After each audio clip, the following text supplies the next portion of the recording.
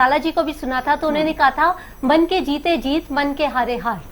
हम जीत के निकले अपनी तरफ से, बाकी जो भी होगा वो सबके सामने है। लेकिन अब चिंतन मंथन तो कुछ करेंगे, देखेंगे आगे विधानसभा में क्या करेंगे। जब लोकसभा के चुनाव में वोट मांगने गए तो लोगों ने इतने सवाल पूछे, इतना विरोध प्रदर्शन किया और गांव में घुसना तक दूभर कर दिया था।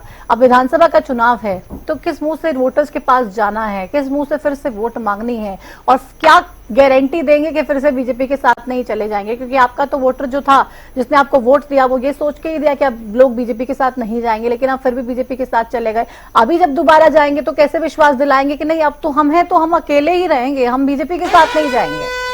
पहली बात विधानसभा की जवाब लेती हूँ आपसे, लेकिन एक बड़ी खबर इस वक्त आ रही है, उस बड़ी खबर से लोगों को अपडेट करा दें। ये बड़ी खबर इस वक्त आपकी टीवी स्क्रीन पर, करनाल विधानसभा उपचुनाव से संबंधित ये बड़ी खबर आपको हम बता रहे हैं। 11 कमल खिलाने की बात जो भारतीय जनता पार्टी की तरफ से की जा रही थी, वो 11वां कमल करनाल विधानसभा के उपचुनाव का था।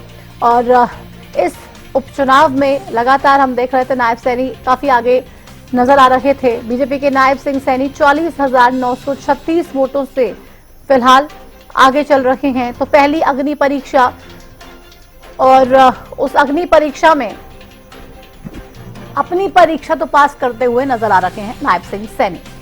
उसके अलावा जो 10 लोकसभा की सीटों के जो चुनाव हैं, उनके जो रुझान सामने आ रहे हैं वो कहीं ना कहीं खतरे की घंटी जरूर है, परेशानी बढ़ाने वाले जरूर हैं। लेकिन हरियाणा का जो चुनाव है, हरियाणा के जो चुनावी नतीजे हैं, ये बेहद दिलचस्प हैं और किसी भी तरीके से किसी भी तरफ बदल सकते हैं ये चुनावी नतीजे, क्योंकि बहुत नजदीकी मामला है, बहुत ज्यादा नजदीकी मामला है। और आगे पीछे की रेस में लगातार मैं कह रही हूं कि फाइनल जो एंड लाइन है उसको क्रॉस करके जीतेगा कौन, ये सबसे पहले आपको हरियाणा न्यूज पर ही देखने को मिलेगा। एक बड़ी खबर करनाल विधानसभा उपचुनाव को लेकर हमने बताई। इस बीच सीएम नायब सिंह सैनी साहब क्या कुछ कह रहे हैं वो भी आपको सुना देते हैं और उसके बाद चर्चा को आगे बढ़ाएंगे। मैं करनाल के लोगों को प्रणाम करता हूं, उनका दिल से धन्यवाद करता हूं। जो विश्वास उन्होंने किया है उस विश्वास को मैं 100% पूरा करने का काम करूंगा। ये करनाल के लोगों की जीत है और आदरणीय मनोहर लाल जी बहुत बड़े मार्जिन से यहाँ से लोकसभा के लिए निर्वाचित हुए हैं। मैं पूरे हरियाणा प्रदेश के लोगों का दिल से धन्यवाद करता हूं कि उन्होंने इस लोकतंत्र के पर्व के अंदर जिस प्रकार से शामिल होकर के शालीनता से और भाग लिया है और इस लोकतंत्र को मजबूत करने का काम किया है। देश ने तीसरी बार नरेंद्र मोदी जी की नीतियों के ऊपर मुहर लगाई है। आदरणीय नरेंद्र मोदी जी के नेतृत्व में हम हरियाणा को जिस प्रकार से पहले गति से विकास हुआ, सबका साथ सबका विकास लेकर के प्रदेश को आगे बढ़ाने का। Thank you sir. तो अपनी जीत को लेकर के आश्वस्त हैं और इतने बड़ी जो लीड नजर आ रही है उसको लेकर करनाल के लोगों का धन्यवाद करते हुए नायब सिंह सैनी साहब दिखाई दे रहे हैं, सुनाई दे रहे हैं। मनोहर लाल खट्टर साहब को भी बधाई दे रहे हैं कि इतने बड़े मार्जिन से वो जीत रहे हैं। करनाल का जो लोकसभा चुनाव है और साथ ही साथ तीसरी बार मोदी सरकार बनने जा रही है, तमाम चीजों को लेकर भारतीय जनता पार्टी की जो काम हुए, भारतीय जनता पार्टी ने जो 400 पार का नारा दिया, हालांकि उसके बारे में चर्चा तो नहीं की, उसके बारे में कुछ जानकारी नहीं दी, बट सरकार बनाती हुई नजर आ रही है बीजेपी और इसलिए ये तमाम तरीके की बातें नायब सिंह सैनी की तरफ से की गई। 294 एनडीए, 233 इंडिया और 16 अन्य, ये आपको हम वो आंकड़ा बता रहे हैं जो अलग अलग पार्टी के उम्मीदवार आगे चल रहे हैं। एनडीए जो अलायंस है 294 सीट्स पर आगे है, इंडिया अलायंस 233 पर और अन्य की अगर बात कर ली जाए तो 16 सीटों पर। विभा जी आप अपनी बात पूरी कीजिए। हाँ, तो आपने कहा कि हमारा हर जगह विरोध हो रहा था, तो आपको ये भी पता होगा कि हमने हर जगह दिखा दिया था कि वो विपक्षी पार्टी ने विरोध किया। जैसे पथराव हुआ था श्रीमती नैना चौटाला जी के कॉन्वॉय पर, वो जेपी जी के तरफ से कराया गया था, ये साफ हमने प्रूफ भी कर दिया था। तो आम जनता ने हमें नहीं नकारा, जो भी विरोध हुआ था वो हमारे ऑपोजिशन ने किया था। ठीक है, आपको फिर मैं बता रही हूँ, लोकसभा में नेशनल पार्टीज जहां जहां प्रेजेंस उनकी है वहां रीजनल पार्टीज को लोग नहीं पूछते। और बात आई विधानसभा की, आपको मैं ये बता दूं कि काम जब हम गिनाते हैं तो लोग कहते हैं कि विधायक और पार्षद का हम आपको देंगे, हम लोकसभा के लिए हम नेशनल पार्टीज के पास जाएंगे। अच्छा, जब तो आप लोकसभा के लिए आप वोट मांगने गए तो लोगों ने बता दिया आपको कि विधानसभा के बहुत लिए लोगों वोट ने, आपको देंगे? 90% लोगों ने यही बोला। अच्छा, 90% लोगों ने बता दिया, तो मतलब क्या मान लेते एटलीस्ट गुड़गांव में तो यही बोला था कि हम नेशनल पार्टीज को ही प्रेफर करेंगे लोकसभा के लिए, विधानसभा में हम आपके साथ हैं। विधानसभा में आपके साथ है। लगता है वाकई में इतनी आसान आपकी राहें हैं? बिल्कुल, काम हमने जब गिनाया है, लोगों ने हमारा काम देखा है, तो वो खुल खुल के कह रहे हैं। तो दुष्यंत को बार बार ही भ्रष्टाचारी, घोटालेबाज ये कहते हैं, बार बार धमकी देते हैं जांच की, और कहते हैं तमाम चीजें सामने आ जाएंगी। फिर तो क्या डराने का काम हो रहा है या क्या चल रहा है? ये तो मैं बता रही हूँ, कहने को तो बहुत कुछ कहा जा सकता है, लोग कहते भी हैं, आप लोगों का मुंह बंद नहीं कर सकते, पर जनता आपके साथ है, जनता को पता है कि क्या काम हुआ है, जो जो बेनिफिट मिला है। दुष्यंत ने किए नहीं, लेना देना नहीं है घोटालों वगैरह से? बिल्कुल कोई लेना देना नहीं है। बिल्कुल, अगर किसी को लगता है तो वो जाए ना, कोर्ट में जाए, पुलिस में कंप्लेन करे, कहीं भी कंप्लेन करे, ईडी में कंप्लेन करे, किसने रोका है? ये थोड़ी होता है कि इलेक्शन के टाइम पर आप बोल दो कि सारे घोटाले हैं। आप 4.5 साल जितना भी हमने काम किया उसके बीच में क्यों नहीं, जैसे ही घोटाला हुआ जब आपको पता चला, आप ईडी में क्यों नहीं चले गए बोलने के लिए? आप सरकार के पास क्यों नहीं चले गए? चलिए, आप लोग खुद ही सरकार थे, उसके बाद सरकार में हमारी अलायंस पार्टी भी थी, हम तो खाली 10 विधायक के साथ थे, वो तो बाकी उनके विधायक दोनों सरकार ही तो थे, दोनों सरकार ही तो थे, मिला के ही तो सरकार बनी। विपक्ष था ना, कांग्रेस जा सकती थी बड़े आराम से ईडी के पास। चलिए, तो वो तो वैसे ईडी के ऊपर कांग्रेस पार्टी पर वही कह रही हूँ। अब आप हर चीज जब तक कांग्रेस सरकार में थी राष्ट्रीय लेवल पर, तब तक ईडी कुछ काम नहीं करती थी, मतलब उनको नहीं करने को कहा गया था। जैसी बीजेपी आई, ईडी एक्टिव हो गई तो ईडी रोकूंगी, आप लोगों को रोकूंगी। एक बड़ी खबर आ रही है, एक बड़ी खबर आ रही है, उसका रुख कर लेते हैं। ये बड़ी खबर, ईडी की चर्चा बाद में करेंगे, लेकिन सबसे पहले जो चर्चा है वो चुनाव परिणामों की है। बीजेपी के कैंडिडेट कुरुक्षेत्र लोकसभा सीट से नवीन जिंदल का जो मार्जिन है वो बढ़ गया है। ये बड़ी खबर आपको बता रहे हैं, मार्जिन बढ़ते हुए नजर आ रहा है नवीन जिंदल का। नवीन जिंदल 20,552 वोट से आगे चल रहे हैं, 20,552 वोटों से आगे चल रहे हैं नवीन जिंदल। ये बड़ी खबर आपको बता रहे हैं। और आप देखिए, यहाँ पर भी जो मुकाबला था वो बहुत ज्यादा कड़ा नजर आ रहा था, बहुत ज्यादा कम मार्जिन था, और उसी कम मार्जिन में आगे पीछे चल रहा था लगातार।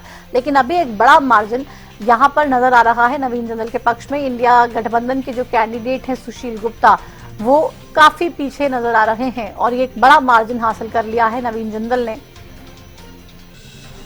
3:35 का समय हो चुका है, और आप देखिए कि हम अभी भी हरियाणा में कौन सी सीट, अगर रोहतक और सिरसा को छोड़ दिया जाए, करनाल को छोड़ दिया जाए, साफ तौर पे ये कहना बाकी सीटों के लिए मुश्किल है कि कौन किस पर बाजी मार रहा है। लेकिन 20,552 वोटों से आगे चल रहे हैं नवीन जिंदल, और इस मार्जिन को क्या सुशील गुप्ता रिकवर कर पाएंगे, या फिर चुनौतियां रास्ते में बहुत सारी हैं और उनके लिए बेहद मुश्किल साबित होगा इसको पार कर पाना और देख पाना कि आखिर क्या करेंगे, कैसे करेंगे, वोटर्स ने क्या डिसीजन लिया है, क्या फैसला है, और वो अंतिम फैसला आपके सामने आएगा। बस समय थोड़ा सा शेष है, और उसके बाद तमाम जो जानकारियां हैं वो जरूर हम साझा करेंगे, लेकिन पल पल की अपडेट आपको हम लगातार बता रहे हैं। आम आदमी पार्टी से निशांत आनंद हैं। फासला बहुत कम था सुबह से, लेकिन अभी 20,000 से भी ज्यादा की लीड नवीन जिंदल को मिल गई है। क्या लगता है सीट हाथ से निकलेगी? देखिए, मेरा मानना है कि अभी शाहबाद में 11,000 की लीड से क्लोजिंग हुई है आधे घंटे पहले, और अभी कम से कम 8 लाख प्लस वोटिंग काउंट हुई है, तो अभी भी 45% जो वोट है वो अभी काउंटिंग होनी है। मुझे लगता है जैसे ही समय पास आएगा हम लीड करेंगे, क्योंकि नवीन जिंदल एक कुरुक्षेत्र का ऐसे कैंडिडेट है जो बीजेपी ने उतारा, जिसको प्रधानमंत्री मोदी ने चोर कहा 2014 में, उसी को बीजेपी ने उतार दिया। हमने 1500 से ज्यादा गांव में, वार्ड में 3.5 महीनों में जनसभाएं करी, वहां पर हमें एक भी जनता में एक भी लोग नहीं मिले जिनके पास नवीन जिंदल को कांटेक्ट करने की क्षमता हो। नवीन जिंदल ने एमपी रहते हुए ना किसी के सुख में आया, ना किसी के दुख में आया, ना कोरोना के टाइम आया, ना जब बाढ़ आई तब कुरुक्षेत्र में आया।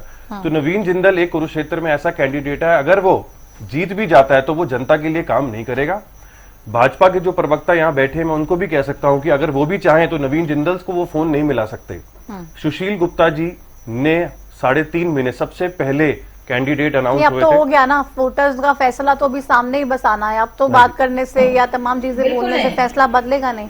अब तो जो चीजें आनी है बस वो सामने ही आनी बाकी हैं। फैसला मेरे तो को कर लगता दिया है समय के साथ साथ वोटिंग काउंट जब पूरी होगी, मुझे लगता है डॉक्टर सुशील गुप्ता जीतेंगे, क्योंकि जनता ने उनको पूरा समर्थन दिया है, बहुत प्यार दिया है, बहुत आशीर्वाद दिया है। और मैं यही कह सकता हूं कि अभी समय का इंतजार है, और जिस तरीके से शुरुआत में लीड सुशील गुप्ता की थी, जैसे जैसे समय पास आएगा नवीन जिंदल और डॉक्टर सुशील गुप्ता में मुझे लगता है सुशील गुप्ता जी की जीत होगी। चलिए देखते हैं। अमनदीप जी आप हैं हमारे साथ? अमनदीप जी क्या लगता है, क्या लगता है अमनदीप जी आपको? जननायक जनता पार्टी की तरफ से ये कहा जा रहा है कि रीजनल पार्टीज को तो लोग वैसे ही कंसीडर करते ही नहीं लोकसभा के चुनाव में, सिर्फ नेशनल पार्टीज को ही देखते हैं, इसलिए ना INLD को देखा ना जननायक जनता पार्टी को देखा, लेकिन हमें ये जरूर कह रहे हैं कि विधानसभा चुनाव में हम आपके साथ जाएंगे। देखिए प्रतिमा जी, काफी सारी बातें हैं हरियाणा के, खासकर अगर हम संदर्भ में करें, और जो लोकसभा चुनाव के नतीजे हमारे सामने दिखाई दे रहे हैं। देखिए निश्चित तौर पे जब देश का चुनाव होता है तो राष्ट्रीय मुद्दे हावी रहते हैं, और उन राष्ट्रीय मुद्दों को ध्यान में रखकर ही वोटर वोट डालता है, इसमें कोई दो राय नहीं है।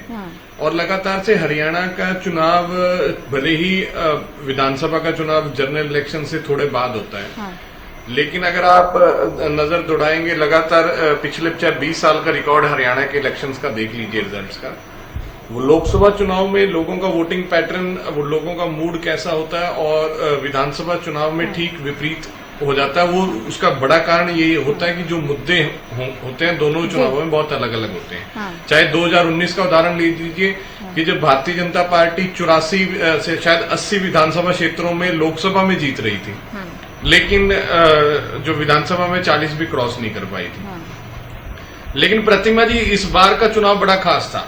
अब देखिए, सबसे पहले तो मैं ये कहूंगा कि जो एग्जिट पोल से, तमाम एग्जिट पोल्स की टीवी चैनलों के दावों की हवा निकली। जो लगातार बात हम कर रहे थे कि जनता के बीच में भारतीय जनता पार्टी के प्रति, जननायक जनता पार्टी के प्रति बहुत ज्यादा रोष है जी। और लगातार जनता उनसे नाराज है कि जिस प्रकार से उन्होंने शासन चलाया देश और प्रदेश के अंदर, जिस तरह से जन विरोधी नीतियां उनकी रही हैं, जनता उनसे तुरंत छुटकारा पाना चाहती थी, फटाफट से छुटकारा चाहती थी। और बड़ी निश्चित सी बात है, उस छुटकारा पाने के अंदर वो जनता का नतीजा आज आपके सामने है। लेकिन इसमें एक और बड़ी ध्यान करने वाली बात है प्रतिमा जी, कि जो नतीजे आ रहे हैं, और जैसा कि हमने कहा था बार बार, नतीजे इससे भी बेहतर हो सकते थे, और भी ज्यादा, अगर सबको सम्मान लेकर के, साथ लेकर के चला जाता। तो आपको इंडियन नेशनल लोकदल हमेशा सकारात्मक तो आपको टीस है, आप इंडिया अलायंस का पास, आप नतीजे देख रहे हैं। हाँ। मैं मेरे को टीस नहीं है। हमारे मंच से फतेहाबाद के अंदर ये माननीय नीतीश कुमार जी ने ऐलान किया था कि तीसरे मोर्चा बनना चाहिए, और हम चलो खुले मन से ये कहते हैं कि हम कांग्रेस को भी मौका देंगे। आज कांग्रेस कैसे नीतीश कुमार के दरवाजे पे खटखटा रही है, आज कैसे एडियां रगड़ रहे हैं नीतीश कुमार के दरवाजे पर, जब उन्होंने कंस्ट्रक्टिव बात, हमारा कहना यह है कि जब हमने कंस्ट्रक्टिव साझा कर दे। राहुल गांधी प्रेस कॉन्फ्रेंस करेंगे 5 बजे शाम को, ये प्रेस कॉन्फ्रेंस राहुल गांधी की तरफ से की जाएगी। मीडिया से रूबरू होंगे, जो चुनावी नतीजे आए हैं उसको लेकर अपनी बात रखेंगे, और साफ तौर पे जो अलायंस ने प्रदर्शन किया है, जिस तरीके से अभी फिलहाल 232 सीटों के जो रुझान है उनके पक्ष में नजर आ रहे हैं।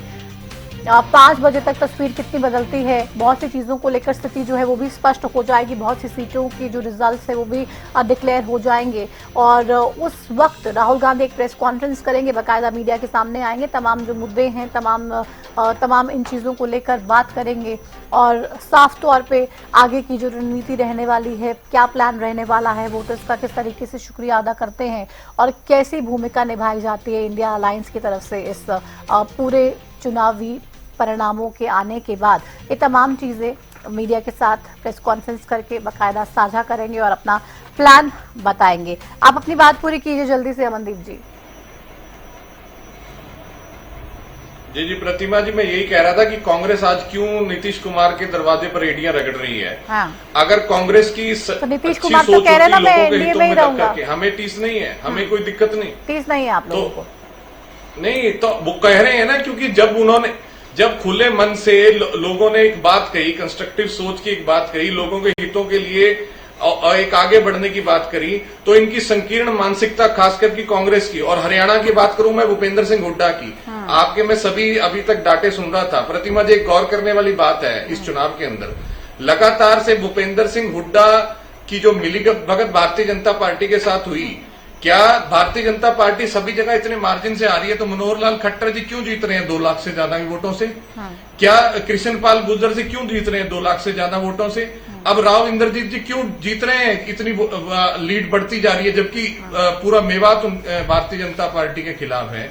ये कहाँ सेटिंग हुई है? ये भूपेंद्र सिंह हुड्डा ने सेटिंग नहीं की तो और क्या है ये? मनीष खटाना जी कहाँ सेटिंग करके बैठे हैं आप? राजनीतिक पार्टियों, मनीष खटाना जी कहाँ सेटिंग करके बैठे हैं आप? नहीं, एक्चुअली क्या है प्रतिमा जी, भूपेंद्र सिंह हुड्डा की, अरे इनके पास भूपेंद्र सिंह हुड्डा के अलावा कोई गाना है ही नहीं। मेरा 1 मिनट इनके टेप रिकॉर्ड में, अरे भाई सुन ली आपकी बात, मैं बता रहा हूँ, अरे सेटिंग बाजार में नहीं हुआ करती भैया। 1 मिनट रुक, अरे 1 मिनट रुक, अरे रुक जा मेरे भाई, रुक जा, थोड़ा सा संयम से बात, थोड़ी सी संयम से बात कीजिए, थोड़ा सा संयम से बात कीजिए और एक दूसरे से रिस्पेक्ट से बात करें तो हम बढ़िया रहेगा। प्रतिमा जी, मैं जब बात मेरी कंप्लीट, हाँ, जिसके पीछे आए ना अगर लग मेरी गया तो बात फिर वो कंप्लीट हो जाए तभी आप बोलिएगा। 1 मिनट मेरी बात कंप्लीट हो जाने दीजिए।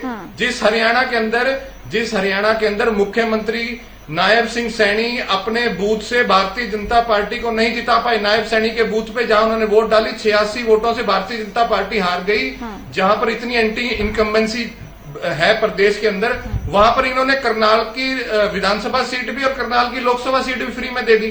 ठीक है, ये बात तो आपने पूरी कर ली थी ना, ये बात तो आपने पूरी कर ली थी, अब इस पे जवाब तो लेने दीजिए। जब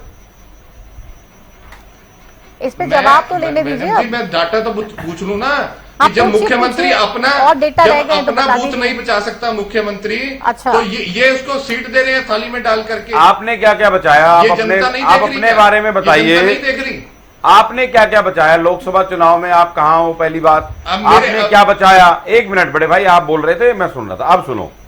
आपके पास एक कैसेट है जिसमें नाम है भूपेंद्र सिंह हुड्डा। आप चाहे बीजेपी पार्टी हो, चाहे एनएलडी पार्टी हो या दूसरी अन्य पार्टी हो, हर व्यक्ति को पता है आज की डेट में अगर हरियाणा के अंदर, मैं तो हरियाणा की बात कर रहा हूं सिर्फ, अगर हम पूरे दक्षिण की बात करें तो भूपेंद्र सिंह हुड्डा से बड़ा किसान नेता, किसान लीडर, और युवाओं में बात करें तो भूपेंद्र सिंह हुड्डा से आज बढ़िया लीडर मेरे ख्याल से दक्षिण में कोई नहीं है। हाँ, वो किसान जो वो किसानों को आप कितने दिन गए थे? आप कितने दिन गए थे किसानों के बीच में?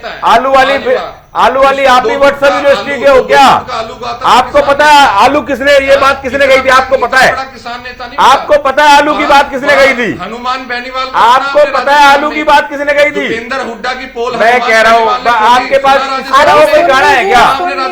अरे इसके अलावा भूपेंद्र सिंह हुड्डा के कंधे में बंदूक चला के तुम्हारे को पार्षद भी नहीं मिलनी। कांग्रेस के सहयोगी मनीष खटाना जी, अमनदीप जी 1 मिनट, मैं सुबह से ही चर्चा कर रही हूँ, हम लगातार सुबह से तमाम पैनलिस्ट के साथ चर्चा कर रहे हैं और जो भी आईएनएलडी का प्रवक्ता हमारे साथ जुड़ता है, साफ तौर पर मैं सुबह से देख रही हूँ सिर्फ और सिर्फ भूपेंद्र सिंह हुड्डा की वजह से ये हो गया। अगर भूपेंद्र सिंह हुड्डा बीजेपी से सेटिंग ना करते तो अच्छे प्रदर्शन होता, अच्छा रिजल्ट आता, अच्छी वोट हासिल करते, जीत जाते। अब मुकाबला कड़ा है तो आप लोग कह रहे हैं कि भूपेंद्र सिंह हुड्डा की गलती है, और कड़ा मुकाबला होता तो मुझे एक्चुअली क्लियर कट तरीके से समझ आ नहीं रहा है, इसलिए मनीष खटाना जी से पूछना चाह रही हूँ। तो पूछ लेते हैं, एक बार सुन लेते हैं उनकी बात अमनदीप जी, फिर आपके पास भी आ जाएंगे।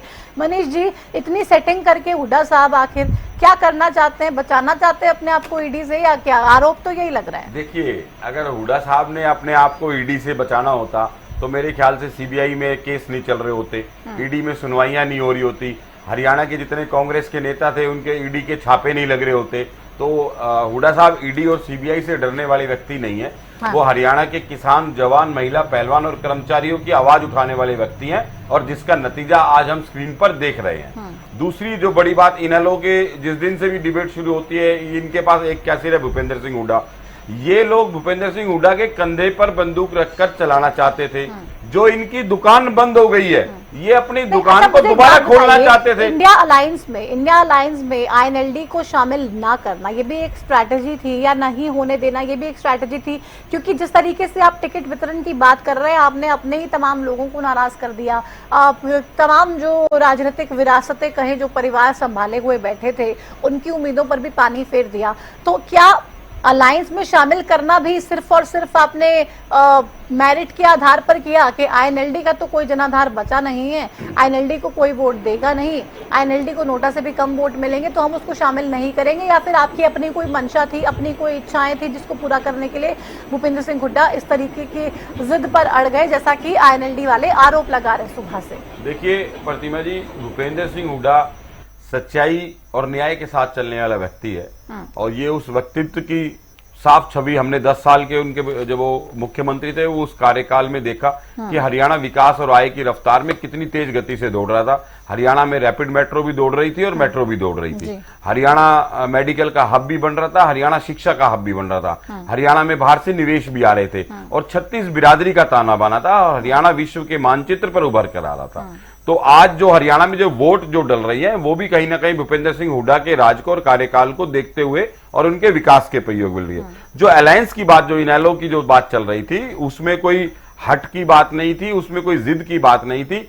सच्चाई और वास्तविकता ये थी कि इनेलो पूरी तरीके से निष्क्रिय हो चुकी है। इनेलो का कोई जनाधार नहीं है, उनकी ग्राउंड पे कोई वोट नहीं है। इनेलो ये चाहती थी कि हम कांग्रेस के कंधे पर चढ़कर और अपनी राजनीति को बिठा लें, अपनी जो दुकान जो बंद हो गई है उस दुकान को खोलना चाह रहे थे, जिसका खामियाजा हमें आने वाले विधानसभा चुनावों में उठाना पड़ता। तो आप इनेलो की बंद दुकान को खोलने देना नहीं चाहते थे, और जो आम आदमी पार्टी की दुकान खुली ही नहीं है उसको खोलना चाहते थे हरियाणा में।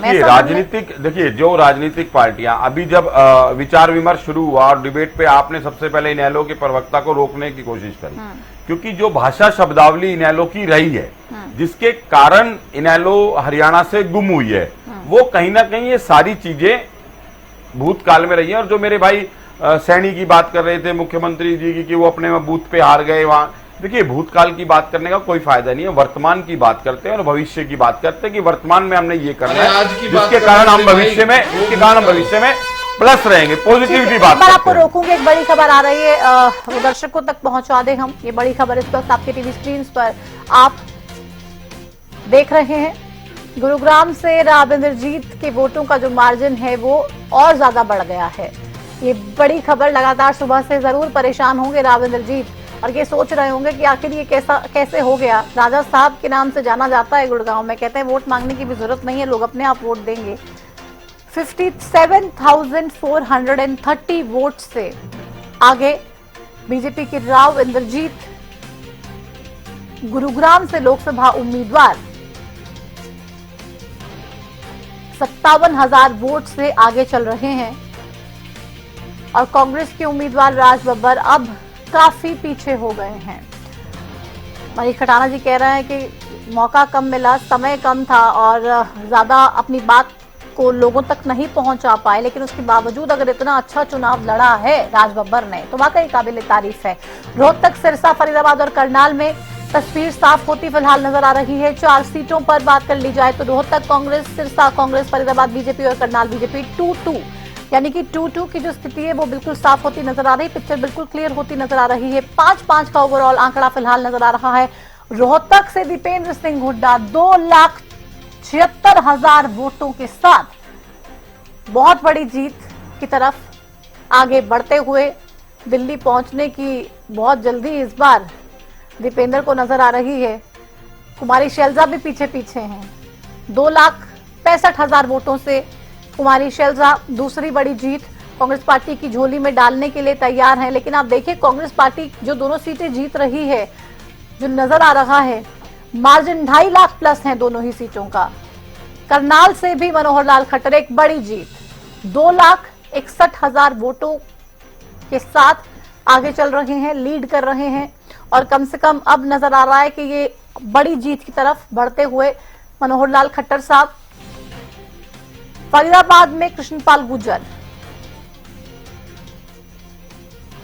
1,68,000 वोटों के साथ लीड कर रहे हैं, आगे बढ़ रहे हैं। तो 4 सीटें जिनके बारे में बात की जाए तो परिस्थितियां बिल्कुल साफ होती नजर आ रही है। रोहतक, सिरसा, फरीदाबाद और करनाल। रोहतक और सिरसा कांग्रेस की झोली में, फरीदाबाद और करनाल भारतीय जनता पार्टी की झोली में जाती हुई साफ तौर पर नजर आ रही हैं और क्लियर कट संदेश है। आप देखिए कांग्रेस की जो ये जीत है, ये एक बड़े मार्जिन वाली जीत दोनों ही सीटों पर नजर आ रही है। और बीजेपी की अगर हम मार्जिन की बात करें, हालांकि पूर्व सीएम मनोहर लाल खट्टर यहां से चुनावी मैदान में है करनाल से, और जिस तरीके से पिछली बार का जो चुनाव था, एक बहुत बड़ा मार्जिन संजय भाटिया, और उस बहुत बड़े मार्जिन से संजय भाटिया आगे जीत कर निकले थे। करीब 6,56,000 के आसपास का वो मार्जिन जिससे जीते थे। अभी मार्जिन हालांकि कम हुआ, 2,61,000 के आसपास का है फिलहाल, लेकिन जीत तो कम से कम रहे ही हैं। तो करनाल भी सेफ सीट। बात फरीदाबाद की सीट की कर ली जाए, कृष्णपाल गुर्जर 6,38,000 वोटों से जीते थे और अभी जो मार्जिन है वो 1.6 के आसपास का फिलहाल नजर आ रहा है। अभी कुछ देर बाद जो तस्वीर है वो पूरी तरीके से साफ हो जाएगी। लेकिन नेहा धवन जी, अब ये तो सोचना पड़ेगा कि 6 लाख का मार्जिन, 5 लाख का मार्जिन सिमट कर कैसे रह गया 1,61,000 में, 2,76,000 में, और बढ़ जाएगा तो 3 लाख मान लीजिए, फरीदाबाद का बढ़ जाएगा तो 2 लाख लगा लीजिए। कैसे समझे, क्या समझे। और रोहतक जो सीट है, पिछली बार 7,000 से जीते थे, लेकिन करीब 2,70,000 से लीड दीपेंद्र सिंह हुड्डा लेके चल रहे हैं। देखिए प्रतिमा जी, अभी तो मैं फिर से वही बात कहूंगी कि मोदी जी का जो चार्म था, या मोदी जी को जो तीसरी बार फिर से केंद्र की कमान सौंपने की जो जनता का मन था, वो एनडीए के मैंडेट को देखने से लगता है कि वो बरकरार रहा। 294 आपके खुद का चैनल ही दिखा रहा है, अभी एनडीए को बढ़त मिली हुई है 294 सीटों पर। तो पूर्ण बहुमत की सरकार तो केंद्र में भारतीय जनता पार्टी की नरेंद्र मोदी जी की वो तो बन रही है, वो तो दिखा रहे हैं। नरेंद्र मोदी जी की गारंटी चली है। नहीं, मोदी जी की गारंटी चल गई तो क्या हरियाणा में फिर किसकी गारंटी नहीं चली? खट्टर साहब की गारंटी नहीं चली? मैं अभी हरियाणा की बात भी कर रही हूँ प्रतिमा जी। हरियाणा में आप देखिए, अगर एक पैटर्न हम देखते हैं तो जीटी बेल्ट पर भारतीय जनता पार्टी का समर्थन कम, रेशो वाइज देखें तो थोड़ा कुछ लोगों का वोट परसेंटेज कम हुआ है, लेकिन जीटी बेल्ट पर हमारा जो भारतीय जनता पार्टी का समर्थन बरकरार रहा है। आप सोनीपत के चुनाव को ये नहीं कह सकते कि मोहनलाल बडोली जी का समर्थन जनता ने नहीं किया। हमने अच्छा चुनाव लड़ा। भारतीय मैंने तो कहा ही नहीं कि मोहनलाल बडौली जी का समर्थन जनता ने नहीं किया। मोहनलाल बडौली जी ने खुद बल्कि प्रेस कॉन्फ्रेंस करके ये कहा कि मेरा समर्थन बीजेपी के नेताओं ने नहीं किया और मैं प्रूफ के साथ इसकी घोषणा करूंगा, ऐलान करूंगा, इसका खुलासा करूंगा जब नतीजे आ जाएंगे उसके बाद। ये तमाम बातें तो मोहनलाल बडौली साहब ने कही, मैंने तो कही की ही नहीं। मैं तो जो नतीजे आ रहे हैं, जो रुझान इस वक्त सामने आ रहा है वही बता रही हूँ। बिल्कुल प्रतिमा जी, मैं उन बातों का आपके साथ नहीं मान रही हूँ उन बातों को, क्योंकि अगर ऐसी कोई भी स्थिति रहेगी तो वो स्थिति भी खुलकर सामने आएगी, मीडिया में भी सामने आएगी और संगठन के सामने भी आनी चाहिए। बिल्कुल, क्योंकि इस तरह से कोई भीतरघात करता है अगर संगठन में रहकर, तो वो चीजें स्पष्टता के साथ आनी चाहिए। बाकी प्रतिमा जी देखिए, लोकतंत्र का पर्व है ये, और इस लोकतंत्र को अक्षुण्ण रखा है भारत ने, भारत के नागरिकों ने, और यहाँ पर जनता का मत चलता है, जनता का विचार चलता है।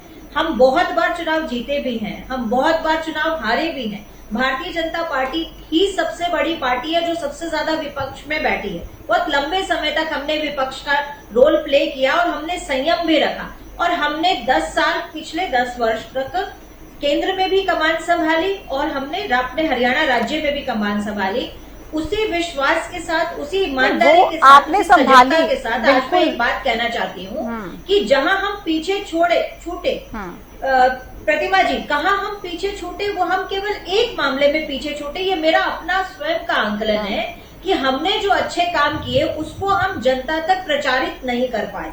कहीं ऐसा तो नहीं कि जो लोगों की समस्याएं थी। नेहा जी एक सवाल मेरा हो सकते हैं जिसमें हम एक सवाल मैं ऐड कर रही हूँ, उसका जवाब भी आप साथ में दीजिएगा। आप ये कह रहे हैं कि हम अपने अच्छे काम लोगों तक पहुंचा नहीं पाए। ऐसा तो नहीं कि लोगों की समस्याओं को आप सुन ही नहीं पाए, आप समझ ही नहीं पाए। और आप अपने ही मस्ती में गुम रहे और चुनाव लड़ते रहे। लोगों ने बात की बेरोजगारी की, आपने कहा नहीं नहीं कोई बेरोजगारी नहीं है। लोगों ने बात की महंगाई की, आपने कहा नहीं नहीं कोई बेरोजगारी कोई महंगाई नहीं है। राम मंदिर बन गया और राम जी की कृपा पूरे देश पर होगी और बढ़िया राम राज्य आ गया। ये तमाम चीजें, ऐसा तो नहीं कि यही चीजें आपको बैकफुट पर लेकर आई हूँ। कह रहे हो कि भाई हमारी बात तो सुनिए, हमने आपको सत्ता में बिठाया है, हमें महंगाई पे जवाब चाहिए, बेरोजगारी पे जवाब चाहिए, किसानों के साथ क्या और हो रहा है हम उस पे जवाब चाहिए।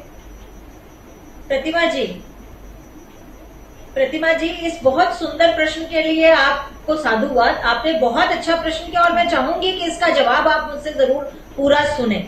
देखिए, आपने कहा कि जनता का हमने मत सुना नहीं, हमने उनकी परेशानियों को सुना नहीं, लेकिन मेरा ये मानना है कि जनता जिनसे उम्मीद करती है, जनता ने भारतीय जनता पार्टी से ज्यादा उम्मीदें की कि हम उनकी उम्मीदों पर खरे उतरेंगे।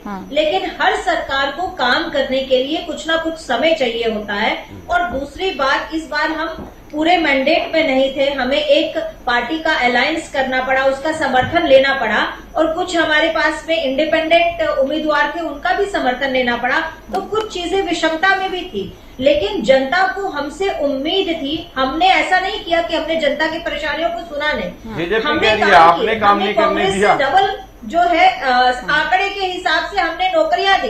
कांग्रेस ने 75,000 सरकारी नौकरियां दी थी, हमने 1.5 लाख सरकारी नौकरी दी। हमने उनसे डबल काम किया। हमने उनकी बार बार पेपर लीक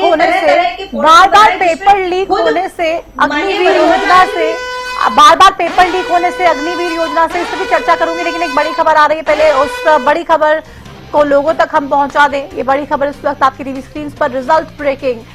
मतगणना के बीच दिल्ली में बीजेपी की अहम बैठक। तो दिल्ली में बीजेपी की अहम बैठक को लेकर ये बड़ी खबर इस वक्त आ रही है। 294 एनडीए। तो अब सरकार कैसे बनानी है?